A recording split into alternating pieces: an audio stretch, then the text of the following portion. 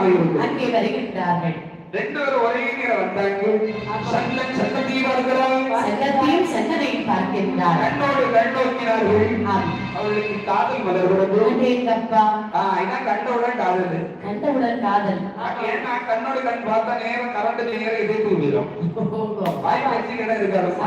எரிஞ்சு போவாதா? உடனே போட்டோ எடுத்து நேரம் இதயத்துக்கு அனுப்பிடுது. நம்ம பிரகாரம் உடனே இதே வந்து வேலை செய்யறாரு.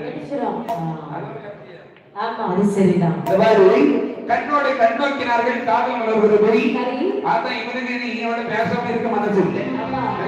பெண்ணை என்ன ஐயா இந்த காரியத்துல தானே நிக்கிறீங்க? யாருக்கு இவனுக்கு உன் பேர் என்னம்மா? என்னுடைய பெயர் சந்தத்தி. சந்தத்தியா?